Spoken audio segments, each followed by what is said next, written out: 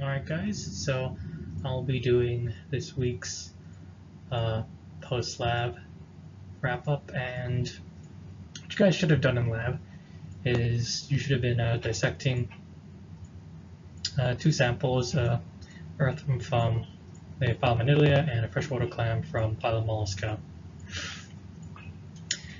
What we're going to discuss today is just going over some of the differences in the classes of phylum Annelida. So the earthworm belongs to class Oligochaeta, and in several lab videos that'll be posted soon, Philip goes over in actually pretty good detail the other two.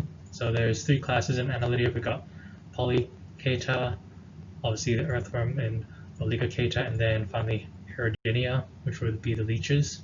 And in that video, you can see how the Polychaeta looks wildly very distinct from Oligochaeta, from the earthworm. So the difference is that in Polychaeta, they have, I talked about setae in the lab, which is essentially just hair-like bristles that can be used for a variety of different uses depending on the specimen.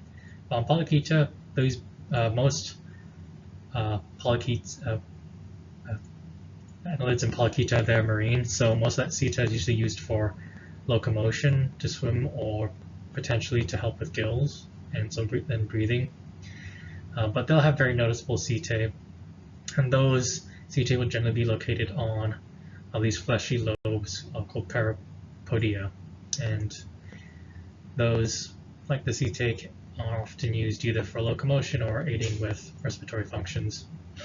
The big difference, though, other than the fact that annelids and Polychaeta have very distinct body features, is that you can really see the head easily. So unlike an earthworm, where if you didn't know it had dorsal or ventral side, it's more or less just like a long piece of rope. The Circulatory, that's really the only visual indicator pointing toward the head, and even then that sometimes, depending on its breeding season, that can potentially migrate closer down to the lower end of the body, although not often at all.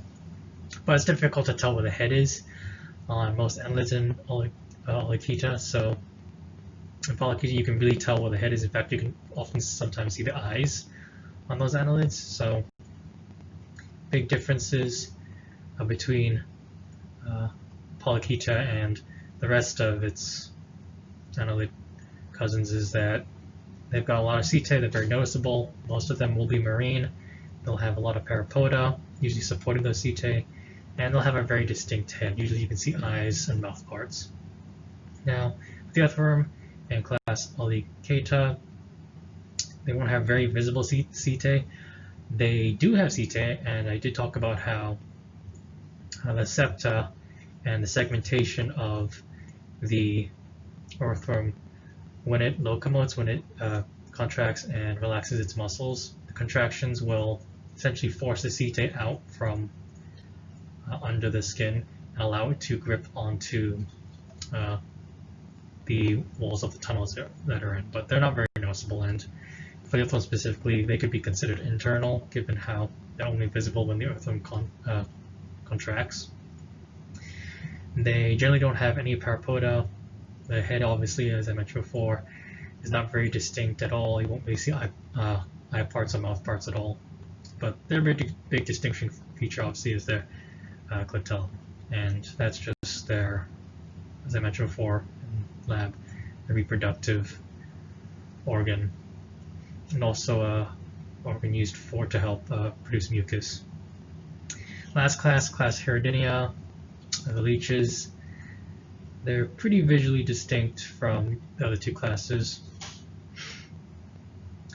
They'll have a usually pretty flat body with about 34 segments. They will have this clitellum as well.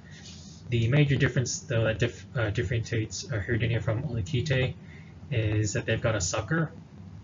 So if you're ever holding up a leech and you're holding up an earthworm, just be looking for that sucker, and that'll tell you if it's in class Heridiinae. The next phylum we talked about was Mollusca, and they have big differences between phylum Mollusca and phylum Annelida is that Mollusca will usually use open circulatory system. That isn't true of all classes in Mollusca, but for the mussels or the clams we dissected, they did use open circulatory system, and I'll talk a little bit about differences between the closed circulatory system used in Annelida versus the open one in Mollusca. Another pretty big important difference is that most Mollusca gets its major distinguishing features that the majority of all the classes in Mollusca, they will secrete a shell or of some kind. Cephalopoda is the only class of Mollusca that doesn't really have a shell, and even then they have one species that does secrete an external shell. The rest of cephalopoda, I believe, they'll have I don't know if it's necessarily classified as a shell, but it is like a very hard, almost bone-like structure within their body. I believe that does count as the shell. So yeah, all entities, I guess, in Mollusca then would secrete a shell. It's just some are internal, but the majority of them are external. So they're also, whereas in Annelida, almost all the classes, in terms of body shape, yeah, they'll differ a little bit, but most of them are just very long, rope-like bodies. You won't really see too much difference in body shape. In Mollusca, you'll have a very, very wide range of body types that differ from class to class, and that's just an example of adaptive radiation, which is essentially just the evolution of numerous species coming from a common ancestor, usually following the migration into a new habitat. So it's just a creature just adapting to its habitat's needs. So we have 4 classes in phylum Mollusca, and first up is class Polypacophora. You've got your chitons. A big difference between Polypacophora versus the other classes. So there's Polypacophora, there's Gastropoda, bivalva, which we dissected a clam, and then Cephalopoda. The big difference between chitons and the rest of the classes is that these guys don't have a fully complete shell. They actually have plates, so they got around about 8 plates, whereas Gastropoda and bivalva especially more or less have shells capable of encasing their entire bodies. But with the chitons, it's just 8 plates of, just 8 hard plates that cover the upside of the body. And one similarity the chitons do share with another class is that they've got a mouthpart called a radula, and that's present in the Gastropoda class as well, because snails and slugs will, depending on the snail and slug, but for herbivores especially, they'll have something called a radula, where essentially it's just it's like a tongue where it just scrapes across the bottom of the substrate, or just the bottom of the substrate, and just picks up food that way. In class Gastropoda, you got your snails and slugs, like I said before. We're most familiar with the terrestrial versions, but there are marine versions in Gastropoda. They come in a variety of different forms and different mouth parts. So I mentioned how the radula was something Gastropoda had a similarity with the chitons. In class Polypacophora, well, certain sea snails can have harpoons with poisonous barbs in them and venomous barbs in them, and it's rather interesting to see them hunt, because you would never really expect such a slow-moving animal to have an incredibly efficient and pretty deadly weapon. But yeah, so That's class Gastropoda. They can be very voracious predators or pretty docile herbivores. The class Bivalva, so the clam we dissected, those would be clams, oysters, and mussels. The major difference between class Bivalva versus the past couple of classes we just talked about in Mollusca is that they're not really as mobile. For the most part, they're pretty sedentary. They won't move too much. They have a very active, actually not even, the larval stage really requires them just to essentially parasitize off of a host entity, and then they'll stay there till they've reached enough nutrients to fall off and basically become a miniature clam, oyster, mussel. So they're fairly sedentary. I mean, like snails and slugs and chitons aren't particularly fast moving, but they won't necessarily stay in one spot all their life. Whereas you'd find it, unless you make it difficult for a clam to, survive in its current habitat, it's not really going to move that much. So I briefly mentioned in Annelida how I talked about differences between the open and closed circulatory system. So the closed circulatory system is what we have, and it usually consists of a heart, arteries, and veins. And as you've got your heart pumping blood out to your lungs, which then goes into your arteries, goes to your lungs, circulates in your lungs, goes back to your heart, and that's pumped out to your arteries. And then, of course, the oxygen gets distributed to the rest of your body, and then it comes back to your heart via the veins. In an open circulatory system, there are really no veins.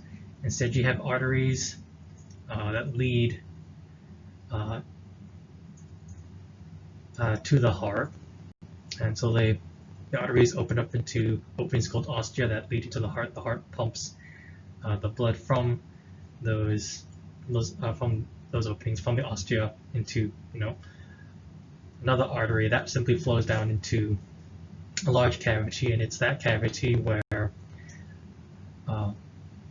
the majority of the organs are assembled. So you'll have, if you remember from our clam dissection, where the heart would be located very close to the dorsal side of the clam's body, and it's just sort of a circular motion where you've got heart at the top is pumping blood down through the arteries into this massive cavity where the blood mixes with all the organs and all the organs in the visceral mass before before it just flows back into the arteries again, and then that leads up into the heart. There's really there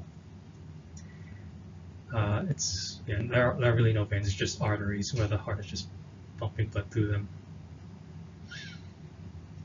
And then our last class was in class Cephalopoda, and that's the Squid and Octopi. These guys do have a shell, but for most of them it's internal. I believe there's only one species in Cephalopoda that has an external shell. I can't remember its name right now, but for the most part you'll only ever find that shell internally, and it's usually not very large. Big difference though that Cephalopoda has over the other two classes, especially Bivalva and Gastropoda, is that Cephalopoda, they've got a closed circulatory system, so they're unique in that manner, and you can kind of see how they would need that because they're very active compared to Bivalva, to the clams and Bivalva and the snails and Gastropoda. Those guys are very slow moving, so they don't really need a lot of oxygen flowing to their muscles, whereas in Cephalopoda, they're moving quite a bit. So you could see why they would need a very much more efficient way of getting the blood flowing to the muscles and getting oxygen where needed so the muscles can function at peak efficiency. And I believe that's really all the differences between each individual classes in Mollusca and the individual classes in Annelida. as well as differences between the two phylum.